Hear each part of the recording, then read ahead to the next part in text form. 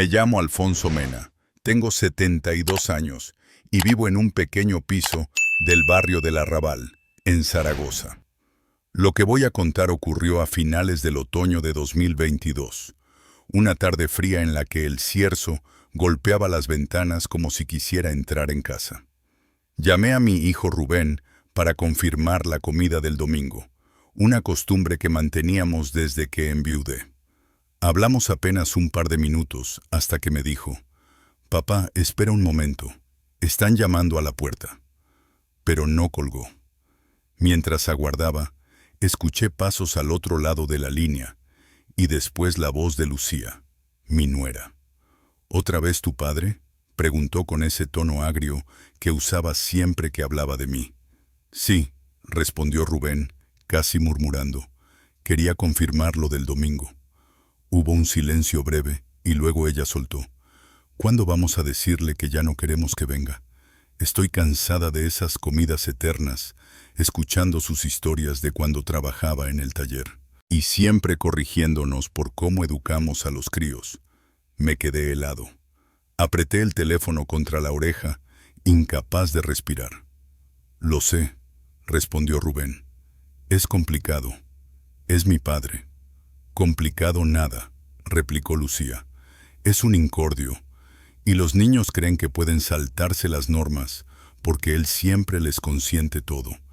Escuché cómo mi corazón se rompía un poco más cuando Rubén dijo: «Quizá deberíamos decirle que estamos ocupados, que ya no podemos quedar todas las semanas». «Por fin», contestó Lucía, satisfecha. «¿Se lo dirás este domingo?» Sentí un nudo en la garganta, pero lo peor estaba por llegar. «¿Y la casa del pueblo?», añadió ella con total naturalidad. «Esa que tiene en Tarazona. Está desaprovechada. Podríamos convencerle para que nos la deje. Total, vive solo, y a su edad no necesita tanto. La casa de Tarazona, mi refugio desde que falleció Elena, mi esposa.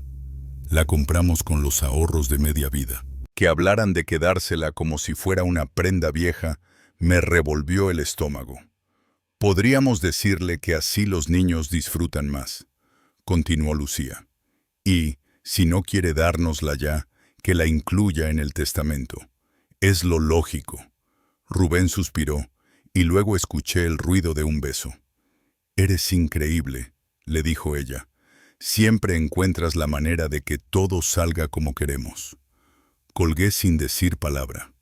Aquel día comprendí que mi propio hijo estaba planeando borrarme de su vida y arrebatarme lo que tanto me había costado construir. Y así comenzó la historia del día en que decidí no permitirlo. En ese momento, escuché un golpe seco al otro lado de la línea, como si alguien hubiera cogido el teléfono de golpe. «Papá, ¿sigues ahí?». La voz de Rubén sonó repentinamente tensa, casi asustada. Colgué sin responder. Me quedé mirando el móvil con la mano temblorosa. Noté cómo se me nublaba la vista mientras las lágrimas caían sin control. Había dedicado 40 años de mi vida a ese muchacho. Desde que Elena murió, cuando él tenía apenas 12 años, me partí el lomo en el taller y luego haciendo chapuzas por los barrios de Zaragoza para que nunca le faltara nada. Y ahora yo era una carga, un estorbo al que querían apartar. Me senté en mi butaca del salón, dejando que la penumbra de la tarde lo envolviera todo. No encendí la luz. Dejé que la oscuridad me abrazara mientras intentaba entender en qué momento mi hijo había dejado de verme como familia. El teléfono sonó una y otra vez. Rubén, supongo, inquieto por si había oído lo que nunca debió oír. No contesté. Mientras escuchaba el silencio de la casa, me di cuenta de algo. Si querían borrarme, yo podía facilitarles el trabajo, pero a mi manera. No permitiría que me arrinconaran poco a poco. No esperaría a acabar siendo un mueble olvidado o un padre al que se convence, con buenas palabras, de ceder lo que ha ganado a pulso. Antes protegería lo mío. Antes protegería mi dignidad. Esa noche, Con el móvil vibrando sin parar sobre la mesa, tomé una decisión. Si iban a perderme, aprenderían de verdad lo que significa perder a alguien. Busqué en mi libreta el número de teléfono que llevaba años sin marcar. Don Ernesto Ríos, el abogado que me ayudó cuando falleció Elena, y tuve que poner en orden la casa del pueblo de Tarazona. Ya era tarde, pero marqué igual. Ernesto, soy Alfonso Mena. Necesito verte con urgencia. Es sobre mi casa y mi testamento. Quiero hacer cambios, y los quiero cuanto antes. Al día siguiente, por fin respondí a una de las llamadas de Rubén. Papá, ¿estás bien? Te he llamado muchísimas veces. Estoy bien, mentí con la voz más fría de lo que esperaba. Solo he estado ocupado. Menos mal, creía que habías oído algo. No te preocupes, hijo, lo corté. No escuché nada importante. Su suspiro de alivio me atravesó como un puñal. Entonces, ¿vendrás el domingo? Los niños preguntan por ti. Los niños, mis nietos, mi único vínculo sincero. Claro, allí estaré. Los días siguientes los pasé reunido con Ernesto, revisando papeles en la mesa de mi pequeña cocina. Quiero blindarlo todo, le dije. La casa de Tarazona, mis ahorros, mis decisiones. No dejaría que nadie, ni siquiera mi propio hijo, dispusiera de mi vida como si fuese suya. Y quiero hacerlo, le dije a don Ernesto, de forma que ni mi hijo, ni su esposa, puedan manipularme para renunciar a ella.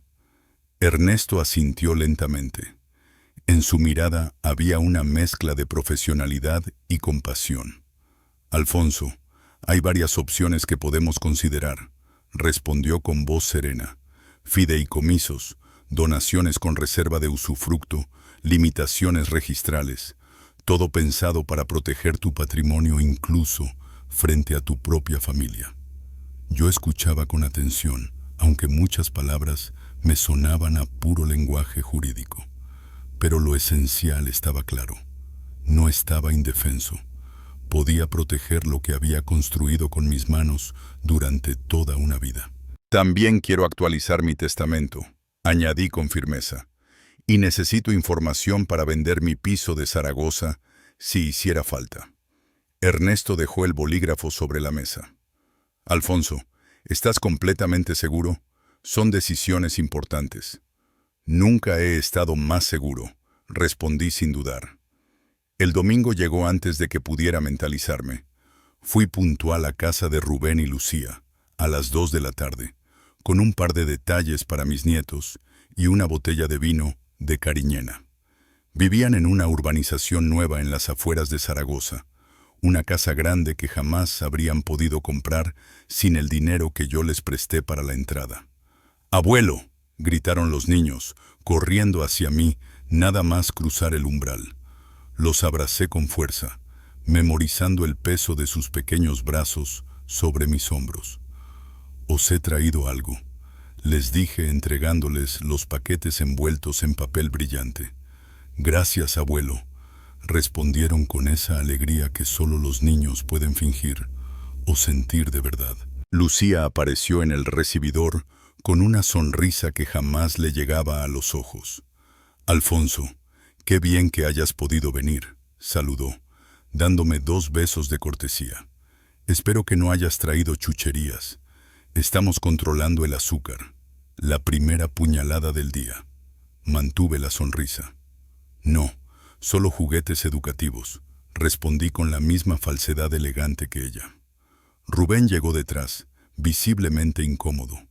«Papá, me alegra verte», murmuró, sin sostenerme la mirada. La comida transcurrió entre silencios forzados, comentarios velados y miradas cargadas entre ellos. Cada frase parecía un pequeño juicio sobre mi forma de ser, de hablar, incluso de respirar. Cuando sirvieron el postre, Rubén carraspeó. «Papá, tenemos que hablar contigo». Aquí venía. El discurso ensayado, la exclusión disfrazada de preocupación familiar. «Es sobre la casa de Tarazona», continuó. «Los niños la adoran y, bueno, Con nuestros horarios no nos vendría mal usarla más a menudo. Asentí con calma. Entiendo, respondí simplemente. Y ver sus caras de sorpresa ante mi serenidad fue el primer indicio de que mi plan estaba funcionando. ¿Continuamos con la siguiente parte? Pensábamos que quizá podrías considerar, no sé, dejarnos usarla cuando queramos, sugirió Rubén, evitando mirarme a los ojos. O incluso, intervino Lucía, siempre más directa, sin presionarte con temas de herencia, lo lógico sería que la casa terminara en manos de quienes realmente pueden aprovecharla. Los niños merecen crecer con ese espacio, con esas experiencias. Dejé el tenedor junto al plato y los observé en silencio. ¿Y yo? Pregunté con calma. ¿Yo no merezco disfrutarla? Rubén movió las manos, incómodo. Papá, no es eso. Solo creemos que, bueno, a tu edad mantener una propiedad tan grande es complicado. Y caro. Mi edad, repetí despacio. Qué interesante que la menciones. En ese momento, uno de mis nietos se acercó con su juguete nuevo. Abuelo, ¿cuándo vamos a tu casa del pueblo? Me gusta jugar en el jardín. Antes de que pudiera responder, Lucía se adelantó. Pronto, cariño. De hecho, estábamos hablando con el abuelo de pasar más tiempo allí, como familia. Ese, como familia, llevaba la clara insinuación de que yo no formaba parte de ese concepto. Ya veremos, campeón, dije acariciándole la cabeza. El abuelo lo pensará. Luego miré a Rubén y a Lucía fijamente. Es una decisión importante. Necesito tiempo. A Lucía se le tensó la mandíbula. No estaba obteniendo la rendición inmediata que esperaba. El resto de la tarde transcurrió entre silencios densos y gestos medidos. Me esforcé en jugar con mis nietos, sabiendo que cada minuto con ellos era un tesoro que quizá no duraría. Cuando llegó la hora de marcharme, los abracé con un cariño que me dolió en el pecho. ¿Vendrás el próximo domingo, abuelo?, preguntó mi nieta, con ojos brillantes. Tal vez, cielo, respondí, notando cómo se me apretaba la garganta. Te llamaré, ¿vale? Rubén me acompañó a la puerta. Papá, sobre lo de la casa. Levanté una mano. No hablemos de eso ahora. Ya pensaré. Claro, dijo él, casi aliviado. Lo miré y vi, por un segundo, al niño que había criado. Pero ese niño ya no estaba. En su lugar había un hombre dispuesto a sacrificar a su padre por comodidad y conveniencia. Adiós, hijo, susurré. Mientras el taxi se alejaba, contemplé aquella casa enorme que representaba lo que mi hijo valoraba ahora. Apariencia, estatus, pertenencias. Y entendí que yo ya no encajaba en su mundo. Esa noche, sentado en mi viejo sofá del arrabal, comencé a hacer llamadas. La primera fue a mi hermana Pilar, en Valladolid, con quien había retomado el contacto. ¿Estás seguro de esto, Alfonso?, preguntó tras oír mi plan. Más que nunca, respondí. No pienso quedarme para ver cómo me borran poco a poco. Después llamé a mi amigo Rogelio, del barrio, la única persona, además de Ernesto, que sabría dónde estaría realmente. Cuando lo necesites, Alfonso, me dijo. Aquí me tienes, solo dímelo. Y por primera vez en mucho tiempo, sentí que estaba recuperando mi vida. ¿Cuándo? La última llamada fue la más difícil. Contacté a Javier, el encargado que llevaba años cuidando la casa de Tarazona cada vez que yo no iba. Era un hombre discreto, trabajador y sobre todo leal. Don Alfonso, puede contar conmigo, respondió con firmeza cuando le expliqué lo que necesitaba. Haré exactamente lo que usted diga. Con cada llamada, con cada paso del plan, sentía como una parte del hombre que siempre había puesto a su hijo por delante comenzaba a desvanecerse. El padre abnegado que justificaba todo estaba quedándose atrás. En su lugar nacía un hombre que por fin se ponía a sí mismo en primer lugar. El plan estaba en marcha. Solo faltaba esperar el momento adecuado para desaparecer de sus vidas, en mis propios términos. La semana siguiente fue un torbellino. Don Ernesto Ríos aceleró todos los trámites legales con una eficacia admirable. Modificamos mi testamento. Establecí un fideicomiso para mis nietos, que solo podrían cobrar cuando cumplieran 25 años, y colocamos la casa de Tarazona en un fideicomiso irrevocable que me mantenía como único titular durante mi vida. Con esto, me explicó Ernesto, mientras firmaba yo los documentos, nadie podrá presionarte para ceder la propiedad. Ni siquiera tú mismo podrías transferirla, aunque quisieras. También contacté discretamente con una inmobiliaria para vender mi piso del Arrabal. En solo 2 días recibí una oferta en metálico de un ingeniero extranjero que buscaba instalarse en Zaragoza. El trato era rápido, limpio y razonable. Durante esos días, Rubén me llamó 3 veces. Las 2 primeras dejé que saltaran al buzón de voz. Sus mensajes eran cada vez más insistentes. «Papá, ¿has pensado en lo de la casa?» La tercera llamada la contesté. «Papá, ¿podemos vernos para un café mañana? Tenemos que hablar de varias cosas». Ni siquiera preguntó cómo estaba. «Lo siento, Rubén. Esta semana estoy muy ocupado». «¿Ocupado con qué?», replicó, como si un hombre de mi edad no pudiera tener vida propia.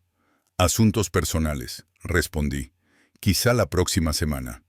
«Es sobre la casa, papá. Lucía y yo creemos que...» «Rubén, ya te dije que necesito tiempo. Respeta eso», lo interrumpí con una firmeza que lo dejó callado. «Claro, papá. Avísame», respondió, sorprendido.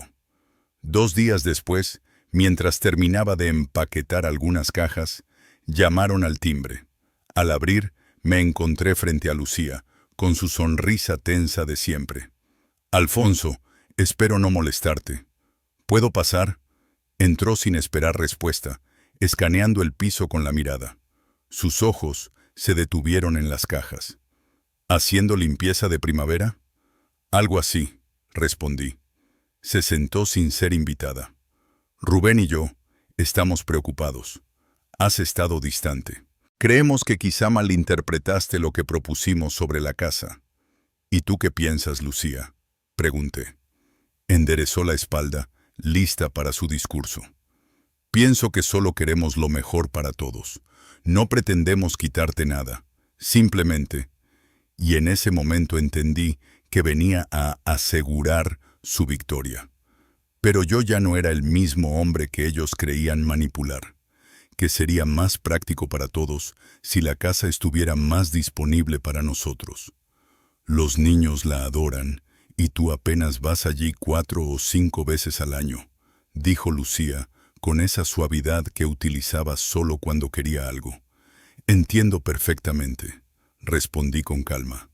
«Lo que queréis es que os ceda el control de mi propiedad porque pensáis que, a mi edad, ya no la necesito tanto como vosotros».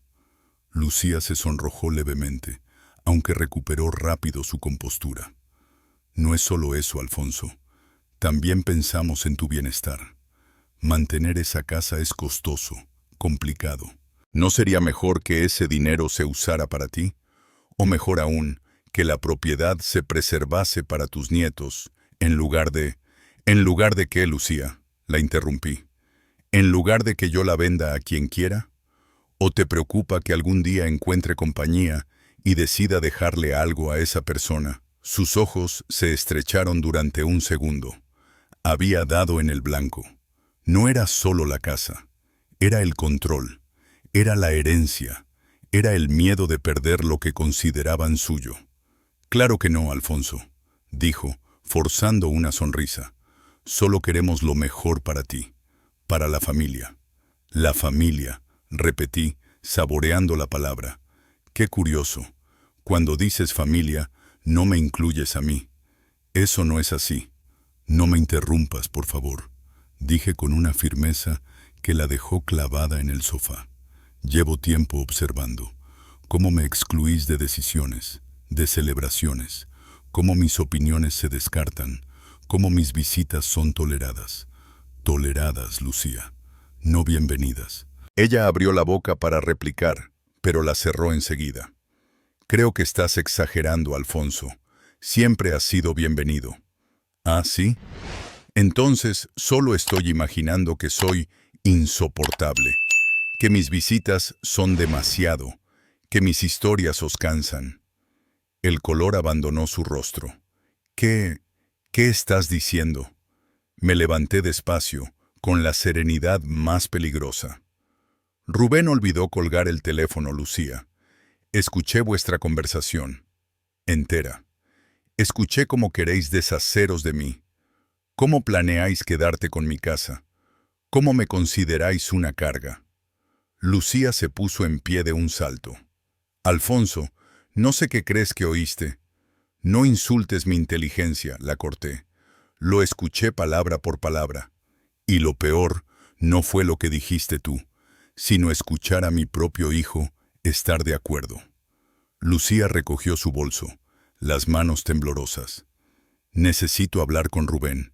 Esto es un malentendido. Por supuesto, respondí con una sonrisa triste. Siempre lo es. Cuando ya estaba en la puerta, añadí. Y una cosa más.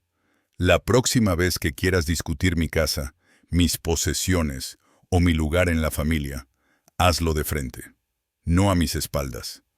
La puerta se cerró y, como era de esperar, el teléfono comenzó a sonar. Rubén. Una vez, dos, tres. Después un mensaje. Papá, por favor contesta. Necesitamos hablar. Puedo explicarlo. Respondí con un simple. No hay nada que explicar. Lo escuché todo. Menos de una hora después, Rubén estaba llamando al timbre. Abrí la puerta y vi a mi hijo con el rostro pálido, los ojos hundidos. Papá, su voz se quebró. No sé qué. Y allí supe que el enfrentamiento era inevitable. Rubén entró en mi piso del arrabal con paso inseguro, mirando a su alrededor como si buscara respuestas entre las cajas apiladas en el pasillo. Papá, yo no sé exactamente qué escuchaste, pero no es lo que piensas, balbuceó. Pasa, dije sin mirarlo, caminando hacia el salón donde tantas veces merendamos los tres juntos, antes de que todo esto se torciera. Rubén se quedó de pie un instante, incapaz de decidir si debía sentarse o seguir disculpándose. Siéntate, repetí con voz firme. Lo hizo, hundiéndose en el mismo sillón donde Lucía había estado unas horas antes. No voy a dar rodeos, comencé. Escuché vuestra conversación entera. Escuché cómo decíais que yo estorbaba, que era demasiado, que preferíais que no fuera más a las comidas. Escuché cómo hablasteis de la casa de Tarazona como si ya fuera vuestra. Y lo peor, Rubén, lo peor fue oírte asentir. Mi hijo bajó la cabeza, jugando con sus manos como un niño pillado en falta. Papá, estábamos tensos. Lucía se pone nerviosa, dice cosas que no quiere decir. Yo solo intentaba calmarla. ¿Calmarla poniéndome a mí de ejemplo? Pregunté con ironía amarga. ¿O diciéndole que yo, a mi edad, ya no necesito una casa así? Rubén tragó saliva. No quise decirlo así. Pero lo dijiste. El silencio se instaló entre nosotros, pesado y áspero. Por un momento vi al niño que fue, pero desapareció enseguida bajo la sombra del hombre que ahora tenía delante. Un hombre dispuesto a reducir a su padre a una molestia. He tomado una decisión, anuncié, enderezando la espalda. Voy a facilitaros las cosas. Rubén levantó la vista, alarmado. ¿Qué quieres decir? Que si mi presencia es un problema, desapareceré de vuestras vidas. Eso es lo que queríais, ¿no? Papá, no digas eso, murmuró, pero su voz carecía de fuerza. Lo escuché de tu propia boca. Rubén se levantó bruscamente. Siempre malinterpretas. Siempre te pones como víctima. Nunca podemos hablar contigo sin que lo dramatices todo. Aquella frase, aquel golpe final, me atravesó como un cuchillo. Mi propio hijo viéndome como un estorbo, como un viejo que exagera. Creo que deberías irte, Rubén, dije sin temblar. Papá, vete, ya está todo dicho. Caminó hacia la puerta, pero antes de salir preguntó, mirando las cajas, ¿qué vas a hacer? Lo miré directamente, sin parpadear. Lo que tú y Lucía queréis, voy a desaparecer. Las siguientes 48 horas fueron un torbellino. No dormí, no pensé, solo actué. Cada fase del plan que había preparado con don Ernesto Ríos y con Javier, el encargado de Tarazona, empezó a ponerse en marcha. El tiempo era esencial ahora que Rubén sabía que algo estaba pasando.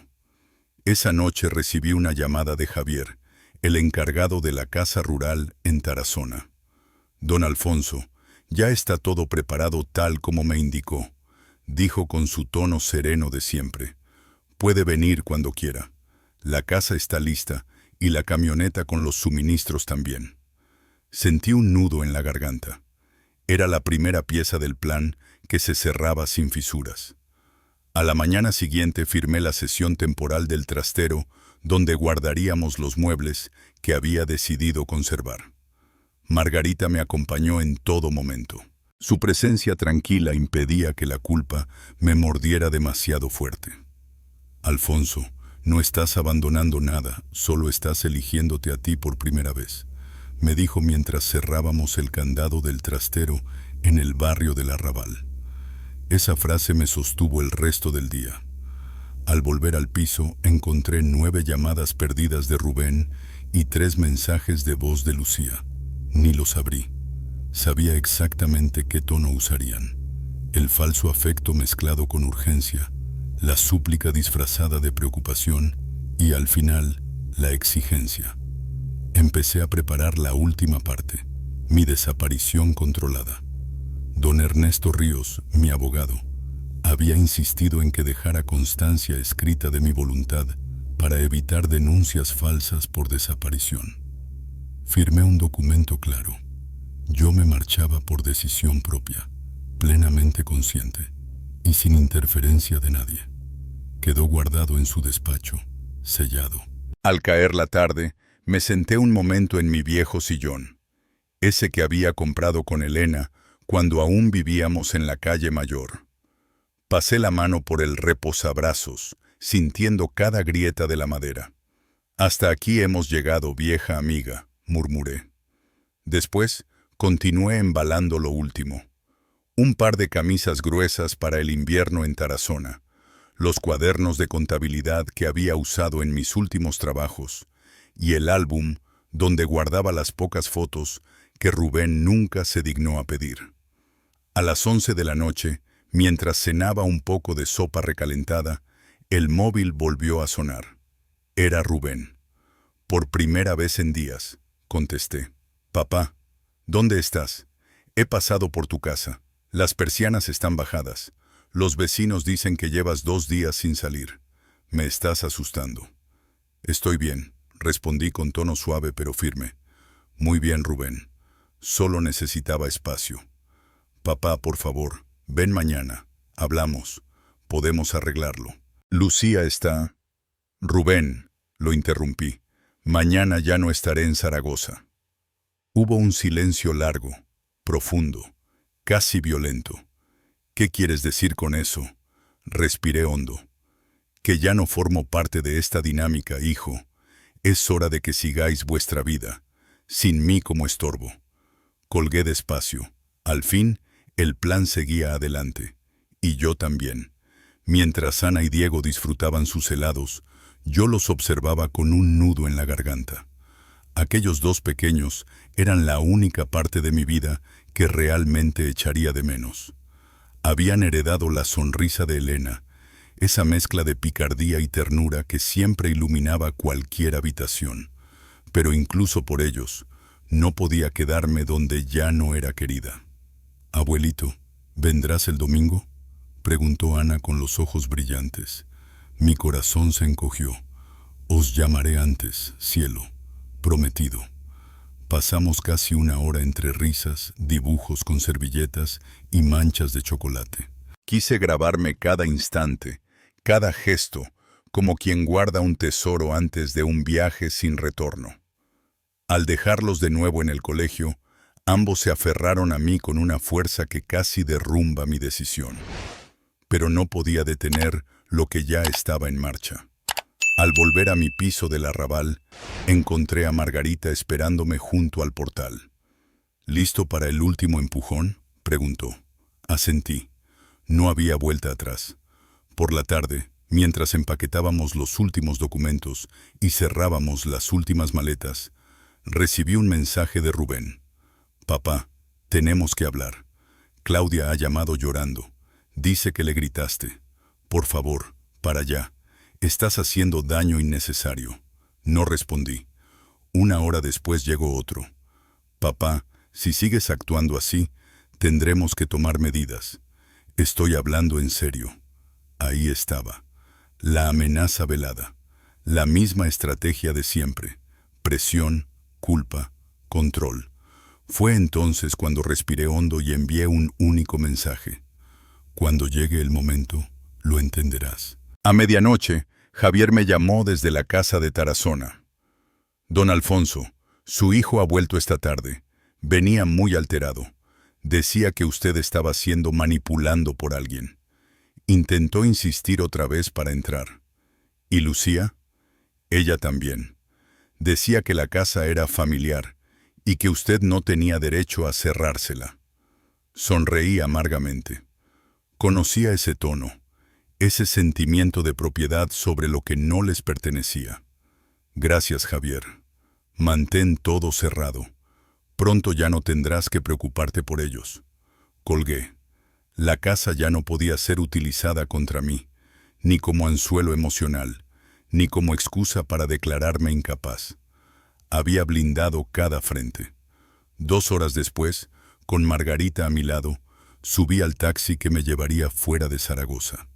Miré por última vez el bloque gris donde había vivido los últimos 40 años.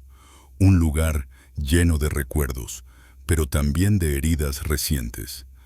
«¿Estás preparado, Alfonso?», preguntó ella en voz baja.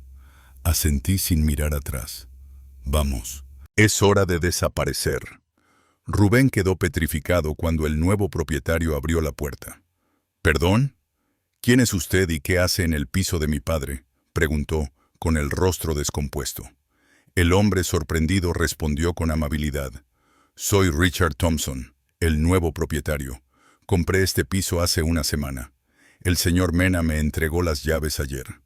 Rubén negó con la cabeza, incapaz de aceptar la realidad. «Eso es imposible. Mi padre jamás vendería su piso sin avisarme».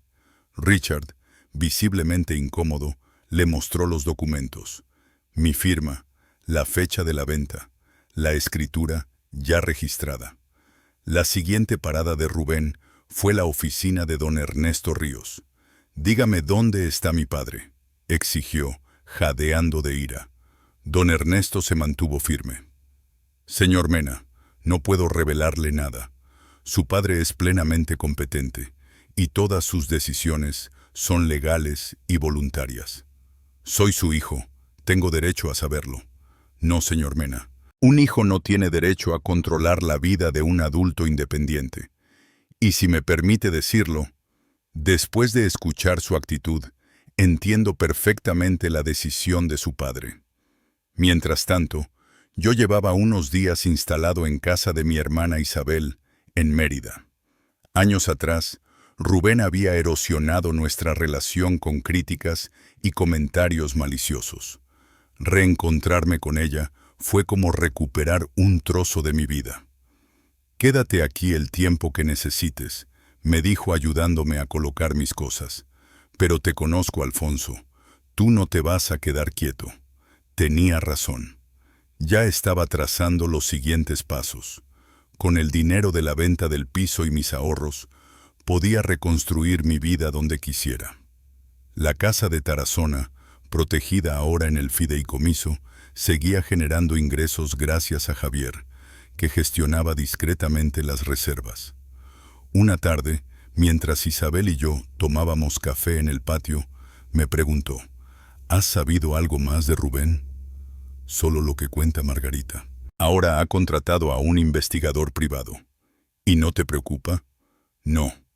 He borrado mi rastro. Nada está a mi nombre. Solo 3 personas saben dónde estoy.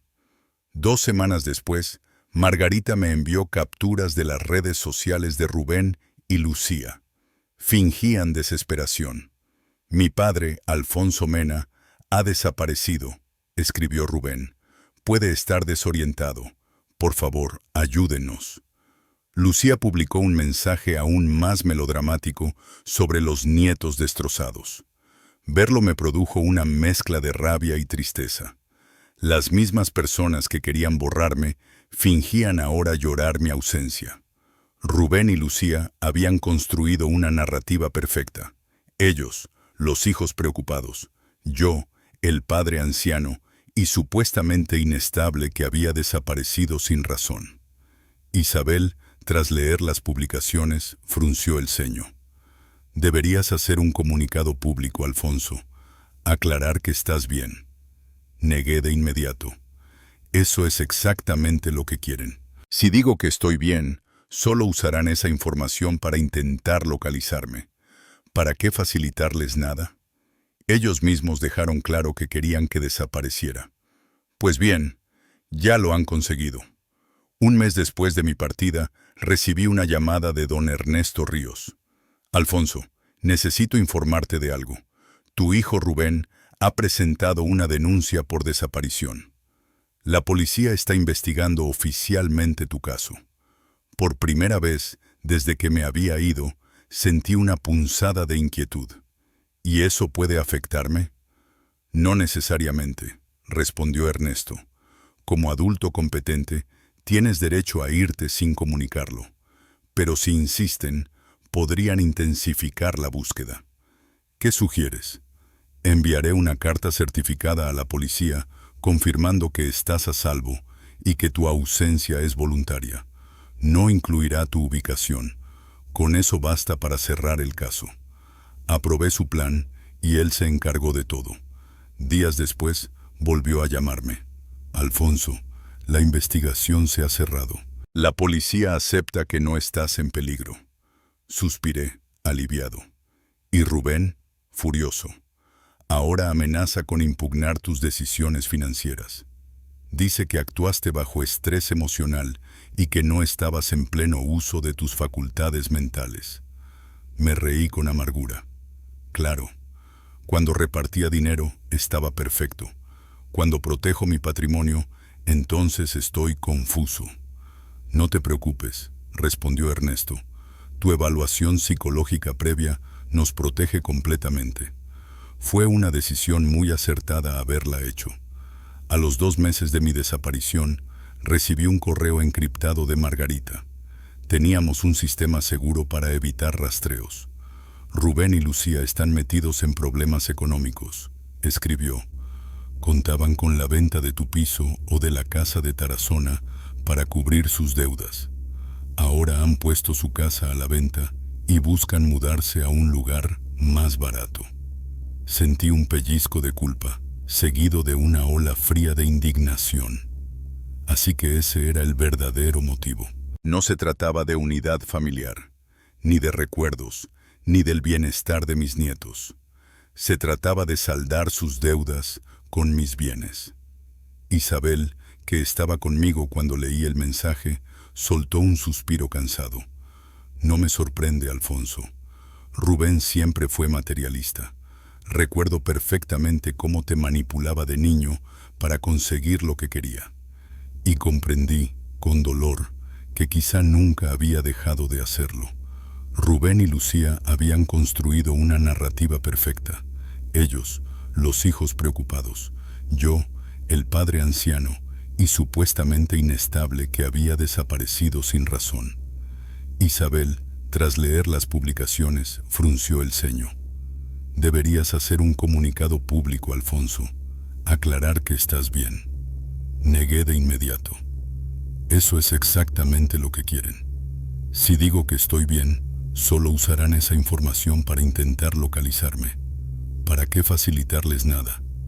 Ellos mismos dejaron claro que querían que desapareciera. Pues bien, Ya lo han conseguido. Un mes después de mi partida, recibí una llamada de don Ernesto Ríos. Alfonso, necesito informarte de algo. Tu hijo Rubén ha presentado una denuncia por desaparición. La policía está investigando oficialmente tu caso. Por primera vez desde que me había ido, sentí una punzada de inquietud. ¿Y eso puede afectarme? No necesariamente, respondió Ernesto. Como adulto competente, tienes derecho a irte sin comunicarlo. Pero si insisten, podrían intensificar la búsqueda. ¿Qué sugieres? Enviaré una carta certificada a la policía confirmando que estás a salvo y que tu ausencia es voluntaria. No incluirá tu ubicación. Con eso basta para cerrar el caso.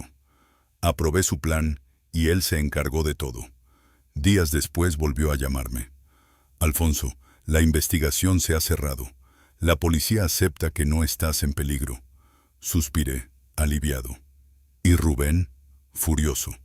Ahora amenaza con impugnar tus decisiones financieras. Dice que actuaste bajo estrés emocional y que no estabas en pleno uso de tus facultades mentales. Me reí con amargura. Claro, cuando repartía dinero estaba perfecto. Cuando protejo mi patrimonio, entonces estoy confuso. No te preocupes, respondió Ernesto. Tu evaluación psicológica previa nos protege completamente. Fue una decisión muy acertada haberla hecho. A los 2 meses de mi desaparición, recibí un correo encriptado de Margarita. Teníamos un sistema seguro para evitar rastreos.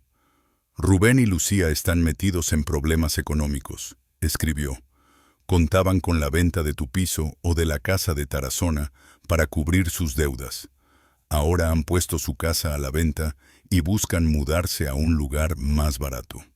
Sentí un pellizco de culpa, seguido de una ola fría de indignación. Así que ese era el verdadero motivo. No se trataba de unidad familiar, ni de recuerdos, ni del bienestar de mis nietos. Se trataba de saldar sus deudas con mis bienes. Isabel, que estaba conmigo cuando leí el mensaje, soltó un suspiro cansado. No me sorprende, Alfonso. Rubén siempre fue materialista. Recuerdo perfectamente cómo te manipulaba de niño para conseguir lo que quería. Y comprendí, con dolor, que quizá nunca había dejado de hacerlo. Aún así, no podía evitar preocuparme por mis nietos. Alfonso, dijo Isabel con firmeza, no es tu responsabilidad rescatar a 2 adultos de las consecuencias de su mala gestión. Tus nietos estarán bien. Tienes un fideicomiso para ellos. No les faltará nada cuando llegue el momento. Tenía razón. El fideicomiso garantizaba que Ana y Diego tendrían estudios, estabilidad y recursos cuando cumplieran la edad indicada. No dependían de Rubén ni de Lucía. Eso me daba paz. 3 meses después de mi desaparición, don Ernesto me reenvió una carta. Era de Ana. La abrí con manos temblorosas. Querido abuelito, te echo mucho de menos. Papá y mamá dicen que te fuiste porque estabas confundido, pero yo no lo creo. Abrí el regalo que me diste. El colgante con la mitad del corazón es muy bonito. Yo tengo una mitad y Diego la otra. Mamá se enfadó cuando lo vio, pero no nos lo quitó. ¿Cuándo vas a volver? Te quiero mucho.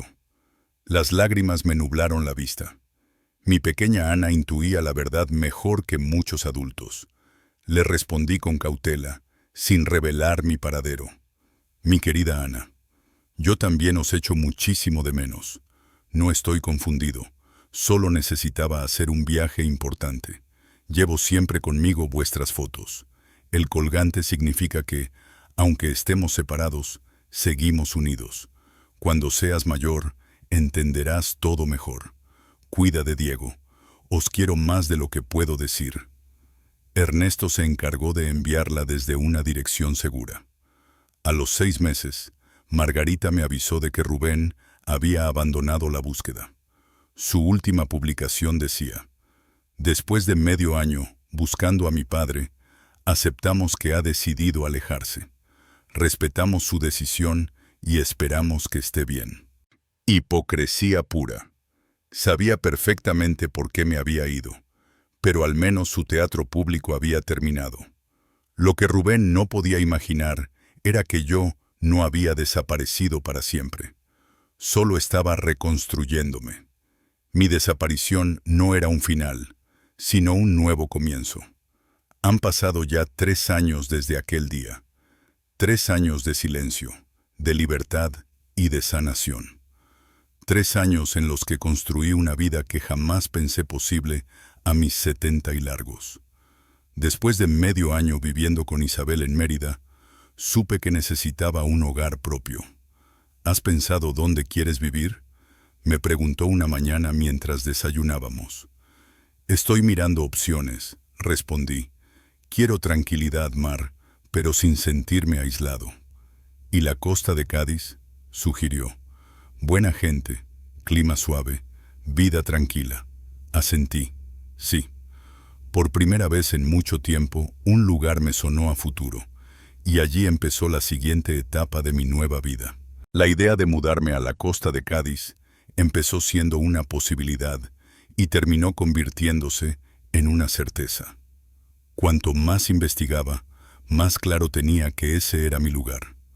Una comunidad tranquila, amable, con mar, buena luz y suficiente distancia de Zaragoza como para no temer encuentros indeseados. Así, a los 7 meses de mi desaparición, compré una pequeña casa a las afueras de Conil de la Frontera, a apenas 10 minutos a pie de la playa de Los Bateles. La vivienda tenía un patio lleno de bugambillas, 2 cuartos acogedores y una terraza desde la que podía oír las olas al atardecer. La pagué en efectivo con parte del dinero de la venta de mi piso en el Arrabal. La transformación no fue solo un cambio de código postal. Me corté el pelo, dejando que mi gris natural luciera sin complejos. Abandoné los jerseys oscuros y las camisas formales que había usado toda mi vida. Empecé a vestirme con ropa cómoda, ligera, colores suaves. Y sobre todo, recuperé algo que creí perdido, el sentido de libertad. También formalicé algo que llevaba tiempo pensando. Cambié mi nombre legal como símbolo de renacer. Alfonso Mena se convirtió en Adrián Salvatierra, un homenaje a mi abuelo materno. No para esconderme, sino para recordarme cada día que esta nueva etapa era mía, no de mi pasado. Los primeros meses en Conil fueron una mezcla de silencio reparador y descubrimientos. Caminatas por la playa al alba, cafés largos en una pequeña terraza del casco antiguo, talleres de cerámica con artesanos locales. Por las tardes, algo que nunca imaginé hacer, pintar. Descubrí que no se me daba del todo mal plasmar los atardeceres rojizos de Cádiz en acuarelas. Hice amigos nuevos también. Matilde, una madrileña jubilada que llevaba 10 años viviendo allí. Joaquín, un antiguo profesor de historia que organizaba rutas culturales. Y Rocío, una artesana joven que me enseñó a trabajar el barro de Vejer. Todos me conocieron como Adrián, sin juzgar ni exigir nada. Mientras tanto, mantenía cuidadosamente seleccionados los vínculos con mi vida anterior. Don Ernesto me informaba de asuntos legales. Margarita me visitaba 2 veces al año, siempre discreta. Y mis nietos, mis amores, Ana y Diego, seguían enviando cartas a través del apartado postal que Ernesto gestionaba en Madrid. Ya tenían 11 y 9 años, y cada dibujo suyo era un tesoro para mí. Por Margarita supe que las cosas para Rubén y Lucía no iban bien. El primer año fue duro. Vendieron su casa, se mudaron a un piso más pequeño, liquidaron el coche de lujo, vivían con lo justo, tras años de aparentar un nivel que no podían permitirse. ¿Te da satisfacción?, me preguntó Margarita una tarde en mi terraza. Lo pensé. No es satisfacción, respondí. Es confirmación. Confirmación de que aquel día, al escuchar la llamada, vi su verdadero rostro. Al comenzar mi segundo año en Conil, mi vida ya no era una huida. Era un renacimiento. A comienzos de mi tercer año en Conil, algo inesperado ocurrió. Comencé a exhibir mis pinturas en una pequeña galería del casco antiguo. Nunca imaginé que alguien quisiera comprar una acuarela mía, pero la primera tarde de exposición se vendieron 2. No me cambiaba la vida económicamente, pero sí me devolvía algo que llevaba décadas dormido: mi identidad propia, independiente de ser padre, suegro o viudo. Impulsado por esa sensación, empecé a viajar. Al principio fueron escapadas dentro de España, explorando pueblos blancos de Andalucía que parecían sacados de una postal. Después me animé con viajes más largos: Marruecos, Portugal, Italia. Cada visita me abría el mundo un poco más. Desde cada destino enviaba postales a mis nietos, usando el sistema seguro que Ernesto había creado. Mensajes breves, pero llenos de afecto. Los colores de este atardecer me recuerdan a vosotros. Este mar inmenso es como el cariño que siento por los dos. Un día, durante un viaje a Tánger, viví el momento más tenso desde mi desaparición. Paseaba por un zoco cuando, entre la multitud, vi algo que me heló la espalda. Lucía caminando entre los puestos, con Ana y Diego. Me escondí instintivamente detrás de una tienda de telas. No podía arriesgarme a un encuentro. Aunque una parte de mí quería correr hacia ellos, abrazarlos, decirles que no los había olvidado. Sabía que solo sembraría confusión y daría a Rubén un pretexto para intentar controlarme de nuevo. Desde mi escondite los observé. Ana estaba preciosa, ya casi una adolescente, y Diego había crecido tanto que me costó reconocerlo. Pero lo que me quebró el alma fue ver que ambos llevaban los collares partidos con forma de corazón. 3 años después, seguían llevándolos. Las lágrimas me cayeron sin poder evitarlo. A comienzos de mi tercer año en Conil, algo inesperado ocurrió. Comencé a exhibir mis pinturas en una pequeña galería del casco antiguo. Nunca imaginé que alguien quisiera comprar una acuarela mía, pero la primera tarde de exposición se vendieron 2. No me cambiaba la vida económicamente, pero sí me devolvía algo que llevaba décadas dormido: mi identidad propia, independiente de ser padre, suegro o viudo. Impulsado por esa sensación, empecé a viajar. Al principio fueron escapadas dentro de España, explorando pueblos blancos de Andalucía que parecían sacados de una postal. Después me animé con viajes más largos: Marruecos, Portugal, Italia. Cada visita me abría el mundo un poco más. Desde cada destino enviaba postales a mis nietos, usando el sistema seguro que Ernesto había creado. Mensajes breves, pero llenos de afecto. Los colores de este atardecer me recuerdan a vosotros. Este mar inmenso es como el cariño que siento por los dos. Un día, durante un viaje a Tánger, viví el momento más tenso desde mi desaparición. Paseaba por un zoco cuando, entre la multitud, vi algo que me heló la espalda. Lucía caminando entre los puestos, con Ana y Diego. Me escondí instintivamente detrás de una tienda de telas. No podía arriesgarme a un encuentro. Aunque una parte de mí quería correr hacia ellos, abrazarlos, decirles que no los había olvidado, sabía que solo sembraría confusión y daría a Rubén un pretexto para intentar controlarme de nuevo. Desde mi escondite los observé. Ana estaba preciosa, ya casi una adolescente, y Diego había crecido tanto que me costó reconocerlo. Pero lo que me quebró el alma fue ver que ambos llevaban los collares partidos con forma de corazón. 3 años después, seguían llevándolos. Las lágrimas me cayeron sin poder evitarlo. Meses después, ya de vuelta en Conil, recibí una llamada urgente de don Ernesto. Adrián, Rubén ha presentado una solicitud formal para investigar los activos ocultos de Carmen Velasco. Me explicó. Alega que tiene derecho como heredero. ¿Corre algún riesgo el fideicomiso? Pregunté preocupado. Ninguno, aseguró Ernesto. El fideicomiso es intocable. Y todo lo demás está legalmente a nombre de Adrián Salvatierra. No puede reclamar nada. Suspiré aliviado, aunque la noticia me dejó pensativo. Rubén no buscaba justicia ni respuestas emocionales. Solo buscaba dinero. Lo que más tristeza me provocó no era él, sino mis nietos. Ellos estaban pagando el precio de la irresponsabilidad financiera de sus padres. Tras meditarlo durante semanas, llamé a Ernesto. Quiero modificar el fideicomiso, le dije. Permitir distribuciones limitadas para educación y necesidades médicas mientras sean menores. ¿Quién administrará esas distribuciones? Una parte neutral, no Rubén, no Lucía. Ernesto guardó silencio un segundo antes de responder. Haré los arreglos. Es lo correcto, Adrián. Y por primera vez desde mi desaparición, sentí que estaba protegiéndolos, sin volver al infierno del que escapé. Don Ernesto no tardó en responder con su habitual prudencia. ¿Estás completamente segura, Alfonso?, insistió.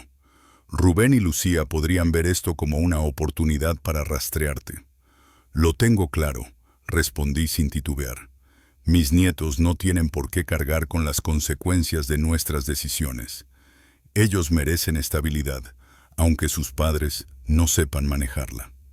Así nació la modificación del fideicomiso, permitiendo que Ana y Diego recibieran ayuda para estudios y salud, siempre administrada por Ernesto para impedir que sus padres tocaran un solo euro. Cuando Ana cumplió 12 años, recibí una carta suya que me quebró de una manera que no esperaba. Querido abuelo, escribió con letra más firme que años atrás. Ahora entiendo un poco más. Papá dice que te fuiste porque estabas confundido, pero no es verdad. Encontré unas notas donde hablaba de tu casa de Tarazona, y creo que te hicieron daño. Diego y yo sabemos que nos quieres porque nos escribes, y porque las postales vienen de sitios distintos. Cuando sea mayor, iré a buscarte. Te queremos mucho. Leí esa carta tantas veces que terminé memorizándola. Sentí el impulso casi físico de decirle dónde vivía ahora, de invitarla a mi pequeña casa en Conil para prepararle chocolate caliente como antes. Pero habría sido injusto cargarla con un secreto que no debía soportar a su edad. Le contesté con el mayor cuidado. Mi querida Ana, algún día sabrás toda la verdad. Cuando seas adulta, podrás buscarme sin miedo, y estaré donde siempre he estado, pensando en vosotros. Conserva tu collar, yo llevo el mío cada día. El verdadero giro ocurrió hace 6 meses. Rubén sufrió un accidente de tráfico grave volviendo del trabajo. Estuvo 2 semanas en la UCI y luego pasó por varias cirugías. Me enteré gracias a Ernesto, que me llamó de inmediato. Está estable, Alfonso, pero la recuperación será larga. ¿Y sus finanzas? Ya eran delicadas antes de esto. No dudé. Quiero ayudar, dije. No por él, por Ana y Diego. No pensaba rebelarme, pero sí tender un puente silencioso. A través de Ernesto, creamos un fondo médico que llegó a la familia como si fuese un seguro antiguo contratado por mi difunta esposa, Elena, con los niños como beneficiarios. Una mentira piadosa, pero necesaria. Margarita me contó la reacción de Rubén. Primero incredulidad, luego alivio, y finalmente sospecha. ¿Un seguro de mamá, después de tantos años?, murmuró él. Pero Lucía, más pragmática, lo zanjó. Da igual, Rubén. Podemos pagar las facturas. Eso es lo que importa. Lo que ellos no sabían es que aquel gesto silencioso sería el inicio de un cambio mucho mayor. Si quieres, continúo con la siguiente parte. Lo que ninguno de ellos imaginaba era que aquel seguro misterioso no era más que el primer movimiento de un plan cuidadosamente construido para recuperar, poco a poco, mi lugar en la vida de mis nietos. Hace 3 meses, Ernesto entregó a Ana y Diego entonces ya de 13 y 11 años, unos sobres sellados. Dentro había una carta mía y un teléfono sencillo, de prepago, con un único número registrado, el mío. Les expliqué que podían llamarme siempre que lo necesitaran, pero que era mejor mantenerlo en secreto, al menos mientras su padre seguía recuperándose. No quiero causaros más problemas. Cuando llegue el momento adecuado, hablaré con vuestro padre. De momento, este será nuestro pequeño puente. Les escribí. Ana me llamó esa misma noche. Abuelo, ¿eres tú de verdad?, preguntó con la voz quebrada. Sí, mi amor, respondí tragándome las lágrimas. Soy yo. ¿Dónde estás? ¿Podemos verte? Pronto, dije con suavidad. Aún no puedo deciros dónde vivo, pero llegará el momento. Diego me llamó al día siguiente, disparando preguntas sin respirar. Que si había visto delfines, que si seguía pintando, que si en Conil había ballenas. Sus llamadas eran breves pero constantes, siempre desde sus habitaciones, siempre en voz baja. Hace un mes tomé la decisión más importante desde mi desaparición: escribir a Rubén. La carta que Ernesto entregó en mano fue mi primera comunicación directa con él en más de 3 años. Rubén, escuché aquella conversación, aquella en la que tú y Lucía hablasteis de mis propiedades, como si yo ya no importara. Ese dolor me obligó a marcharme. He construido una vida nueva y no me arrepiento, pero mis nietos no deben pagar las consecuencias.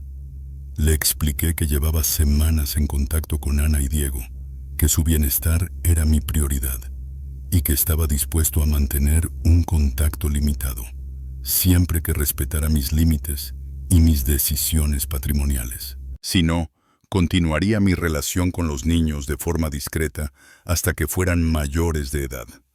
La respuesta de Rubén llegó una semana después. 5 páginas. 5 páginas llenas de disculpas, arrepentimientos, explicaciones, miedo y quizá, solo quizá, un atisbo sincero de vergüenza. No entendí el daño que causaron mis palabras. Estaba hundido, acorralado por deudas que nunca te confesé, y Lucía me presionaba más de lo que yo quería admitir. No es excusa. Los niños preguntan por ti en cada cumpleaños, en Navidad. Te hemos echado de menos más de lo que puedo expresar. Lo leí entero, 2 veces. Quise enfadarme, pero por primera vez en mucho tiempo no pude. He tenido que vivir con la culpa de haberte alejado con mi egoísmo, escribió Rubén al final de su carta. Sus palabras, aunque tardías, tenían un peso que antes no había sentido en él. Aún así, respondí con una carta breve, práctica, casi quirúrgica. No estaba preparado para una catarsis emocional, pero sí para establecer condiciones claras. Le dejé escrito que no intentaría localizarme, que respetaría mi privacidad, mis decisiones patrimoniales y, sobre todo, que trabajaríamos únicamente por el bienestar de Ana y Diego. A cambio, yo aceptaría mantener un contacto limitado pero estable, videollamadas ocasionales y apoyo económico estrictamente dirigido a la educación de los niños. No estoy listo para perdonar por completo, concluí, pero puedo avanzar si tú avanzas conmigo. Rubén aceptó sin reservas, quizá porque no tenía otra opción, o quizá porque, por primera vez en mucho tiempo, había comprendido que su comportamiento había tenido consecuencias reales.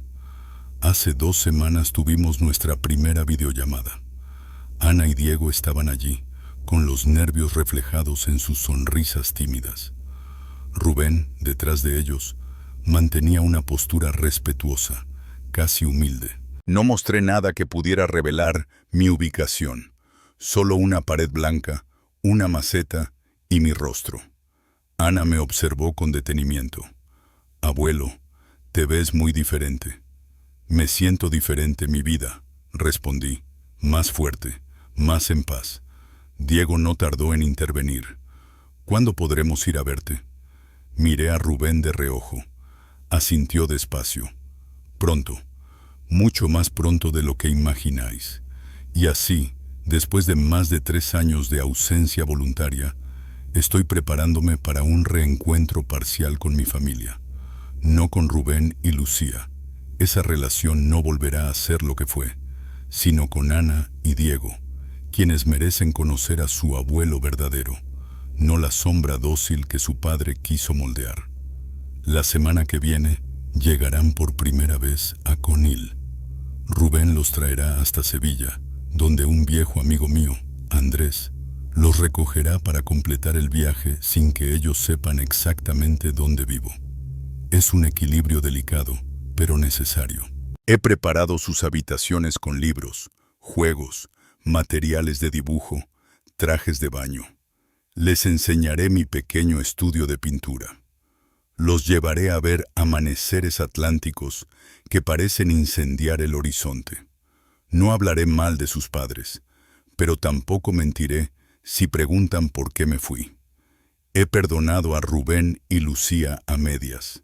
El perdón total requiere una transformación profunda que aún no veo en ellos. Lo que sí he hecho es liberar mi corazón del rencor que habría arruinado mi nuevo comienzo. No es un final feliz, es un comienzo digno, uno mío. Cuando mis nietos corran hacia mí en la playa, sabré que todo, la huida, el silencio, el miedo y la reconstrucción, habrá merecido la pena, porque no abrazarán a un hombre derrotado. Abrazarán al hombre que finalmente se encontró a sí mismo. Mi historia podría haber terminado como una tragedia familiar, pero al desaparecer por un tiempo, todos encontramos algo mucho mejor. Una familia real, construida sobre el respeto, la gratitud y el amor genuino. ¿Te ha gustado mi historia? Cuéntame desde qué ciudad nos estás viendo.